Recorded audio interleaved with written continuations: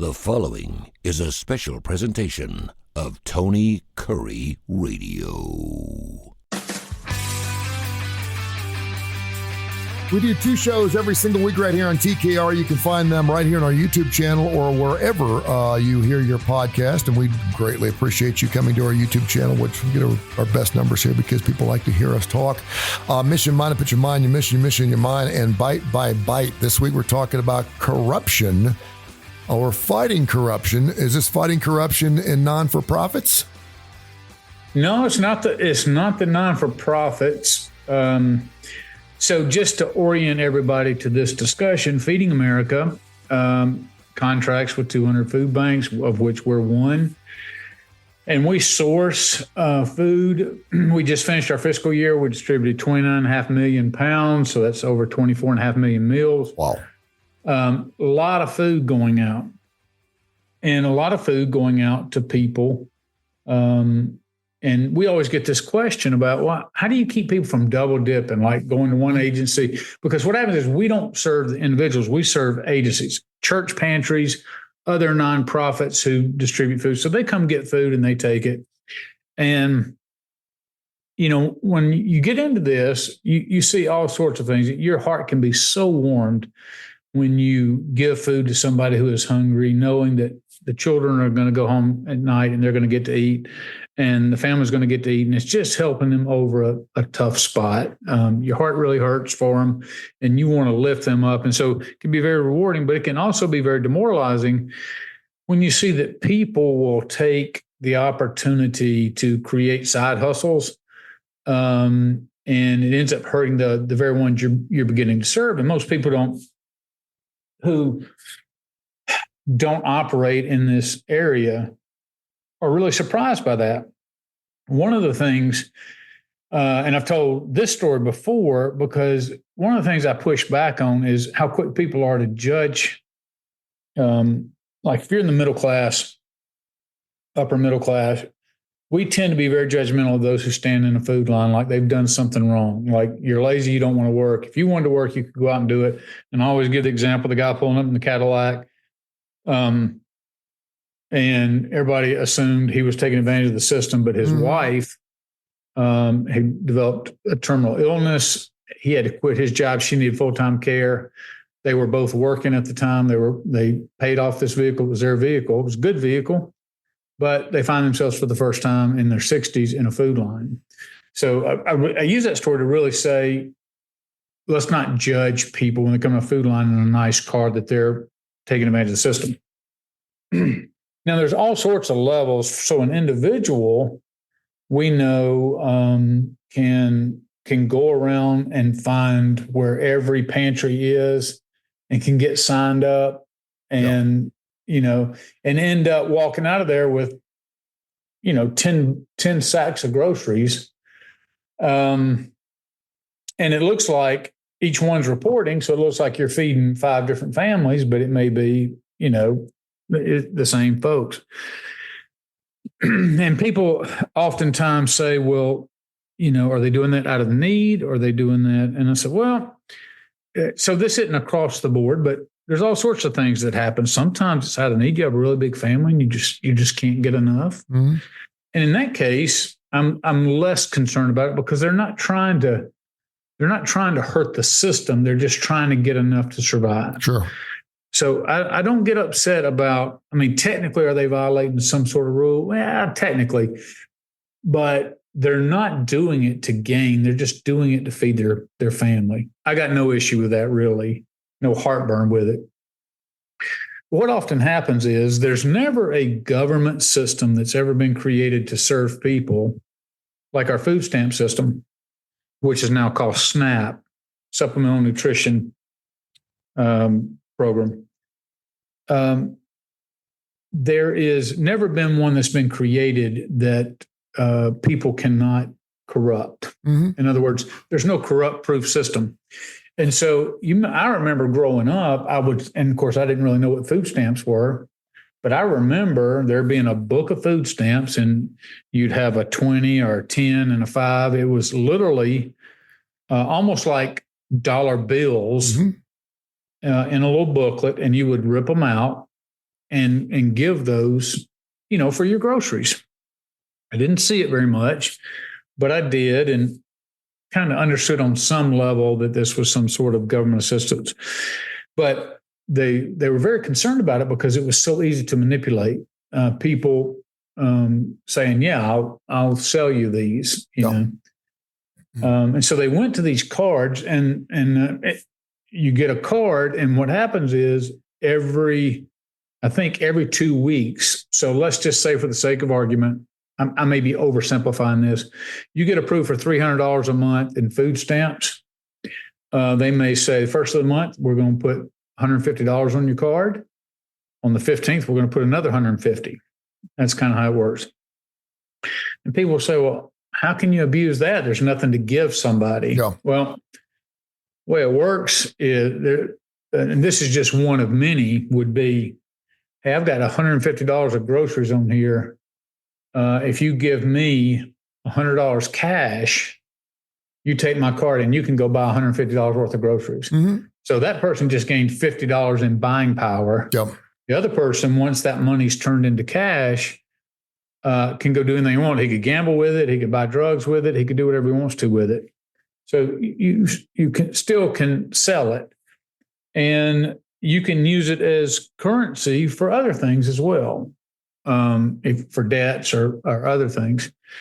And so what ends up happening sometimes is, when I've talked with people they've been very honest lots of times, and they'll say, well, what happens is I cash my food stamps in, and I use that money maybe to pay bills or to do other things with it. And then I go around and get all the groceries I can, and that's actually how I feed my family. So that's one level of corruption. Yeah. But that's really at we identify people who come for help as our neighbors. Mm-hmm. So that's one level. That's neighborly, and that's not even the corruption that I'm. Yeah, that's not that bad. They're paying the bills. Yeah. Yeah. There's not enough time and resources. And one of the things I've said about corruption is, I don't want it to be the number one focus, because I would go into every relationship with suspicion. Mm-hmm. And my outlook on life is to in order to remain positive, I automatically go into relationships with trust. And people go, well, that's foolish. You're going to get disappointed a lot. And I said, yeah, I know that. But the alternative is to go into every relationship with distrust. Mm-hmm. And that is a life I just don't want to be a part of. I get it.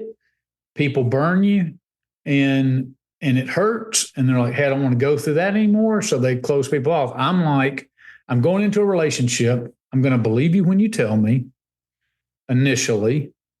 And I do it knowing that I've made myself vulnerable to being burnt. But so when it happens, I'm like, okay, well, they lied to me, or they took advantage of me, or whatever. But I'm willing to go through that just so I don't have a distrusting spirit. Now, so I go into these relationships with these agencies, and the agent and somebody has to come apply to be an agency, and they have to meet all these qualifications. And you give them all this information, and you tell them, hey, when you're distributing this food, this is how it has to be done. And there's all these rules that govern, and there's special rules for USDA and non-USDA food, and on and on and on. And so you think, well, there's going to be people who make honest mistakes. But people who make honest mistakes are like, oh, I'm sorry, I wasn't aware, or I didn't understand it that way. I'll correct my behavior.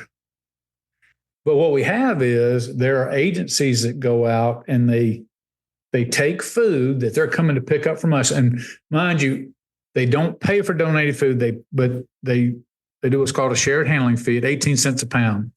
So they may pick up green beans, and they pay 18 cents a pound for green beans. They may get T-bone steaks, if that's what we have available that were donated. They pay 18 cents a pound for the T-bone steaks. It doesn't matter. Yeah. It's 18 cents. Yeah. All right. So let's say they go and they get, they pick up 1,000 pounds of protein or frozen meat. And it could be a whole myriad of things, from bacon to hot dogs to steaks, hamburger meat to chicken, just on and on and on. So you're like, okay, you got a bunch of, how can you turn that into money? Well, there's several ways. One way is you can go and let all that meat thaw out and cook it out on a grill and sell plates. Sure. And it's very common. Yeah. And so you sell plates, and now you've turned all that frozen food into cash. Mm-hmm. Right? And not cash to benefit other people, cash to benefit yourself. Yeah. And other times, you will have things like a mobile pantry that goes out, and what's supposed to happen is it's a truck with about 12 pallets of vegetables and meat and all that, and you put it on the, and what's supposed to happen is a mobile pantry, people are just supposed to drive through. They've already signed up. They drive through. They just roll down their window, open up their trunk, and you're just blessed them with a lot of food. Mm-hmm. But what happens is we've had mobile pantries go out there, and all the volunteers pull all the meat off of the truck, and they put it in their own personal cars. One car was filled up to the roof with meat, and so the people coming through getting it didn't get any frozen proteins. Yeah. And then they take that meat, and again, they can sell it. We have sometimes we give out special. We get so much produce sometimes, and so we have extra produce. And we tell agencies, just come up here in the afternoon. You don't even need an appointment. Just come up and say, hey, I want your watermelons or whatever. And we'll give you as many as you can take, trusting that you're now going to go out and bless people, give it out to the people, And we've had people come get a tote of watermelons, and we think they're fixing to distribute them out to people. And they go about 8 miles from here and set up on the side of the road and sell those watermelons right out of the back of the truck. You would just not believe all the different ways. Another way they do it is people come in and they're like, yeah, we're serving the community. And then they come in and they'll have a contribution or a donation box right in front. So the implication is, if you want to pick up food, the food's free. We're not charging you for the food, but you see this donation box? If some don't go in that donation box, this will be your last time in the food line. Mm-hmm. So it's constantly saying, look, you got into this business in theory because you care about people who are suffering. This food is for them. If you take the food and use it for any other, if you barter with it, if you sell it, if you make anything on it or trade it for anything, you not only are corrupting our system for personal reasons, but you're hurting the very people of which you promised an oath that you were going to take care of. These people have been entrusted to your church, or they've been entrusted to your organization. And what you're saying is, it's more important to me to go out and create a side hustle and get money. So one of the things we really work to is, we know that there's a network of people out there, and we really are striving to make sure that we are doing as much checking up and as much follow through as absolutely possible. But again, these people we're advocates. We're partners. They're not our adversaries. We're not the police, and they're not the criminal, but there are times where we come across it. So this is the ugly side of it. It's not helping people, is to prevent people from hurting the very people we're trying to help as well. And unfortunately, there is corruption in everything we do. I mean, that's right. You're not going to wherever there's money to be made. It doesn't matter whether it's selling pencils or selling meat. And your story reminds me a lot about what's going on with the Gaza Strip right now, with all this food and all these trucks that are coming out, and obviously Hamas or whoever is the bad person here are just taking loads of the stuff off their truck, and the people that it's obviously going to take care of aren't getting any of it. Or by the time it gets to them, the truck's so empty that it's been picked over. So it's unfortunate, but you don't want to target, and so I don't want to fuel the fire of because there's some people that are like, well, this is what happens when you, so they want to eliminate corruption. So they want to cut SNAP because some people are abusing SNAP. And I'm like, or they want to cut whatever because of the possible, or they won't donate to a food bank because some people, but you're dealing with people whose lifestyles are chaotic. But even through that, some will corrupt and others will not. You can't throw the baby out with the bathwater. You can't try to rescue a program and end up hurting the very people you're trying to help.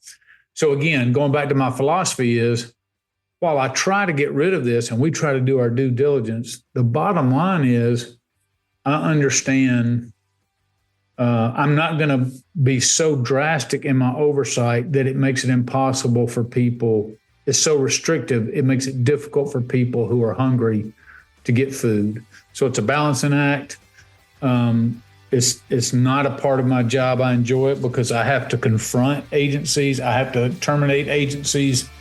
I have to investigate all that kind of stuff, part of our job. But to give people a full picture of what food banking and the nonprofit space is like, it's just a natural part of it. This is Bite by Bite. This has been a special presentation of Tony Kurre Radio.